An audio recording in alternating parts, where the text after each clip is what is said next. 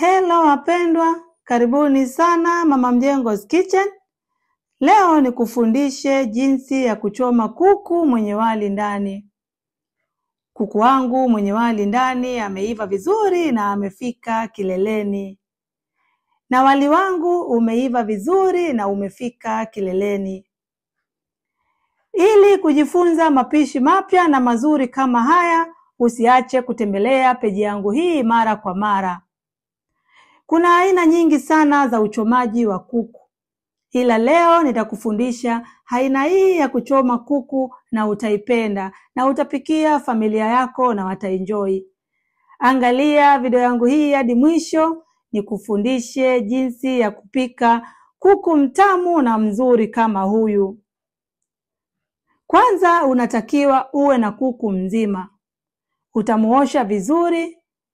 Halafu utachukua bakuli na utaweka chicken masala, garam masala, tanduri masala, giligilani ya unga, paprika ya unga, chumvi, vitunguu saumu ambavyo utaviponda vizuri, na pia utaweka limao.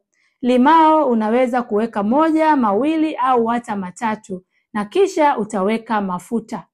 Utachanganya vizuri hadi ichanganyike. Na sasa tutaanza kummarinate kuku wetu.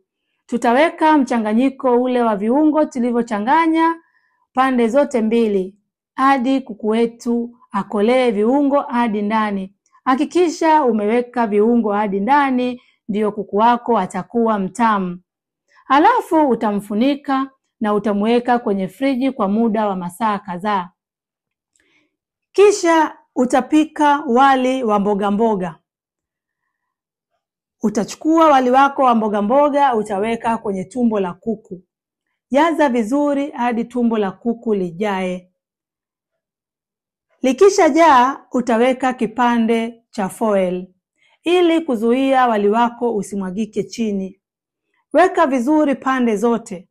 Halafu utamfunga kuku wako vizuri na kisha utachukua kamba na kufunga miguu ya kuku pamoja na upande wa shingoni. Hii kamba ya kuku inauzwa supermarket. Ni kamba maalum kwa ajili ya kufungia kuku kama huyu. Usije ukatumia kamba za viatu, kanunue kamba supermarket. Na kisha utaweka kuku wako kwenye oven na utaweka moto wa 200 juu na chini. Hadi aive vizuri na kuwa na rangi nzuri na ya kuvutia kama huyu wa kwangu. Usimuunguze kuku wako. Hakikisha amekuwa na rangi nzuri na ya kuvutia kama hii. Kuku wangu mwenye wali ndani ameiva vizuri na amefika kileleni. Na wali wangu pia umeiva vizuri na umefika kileleni.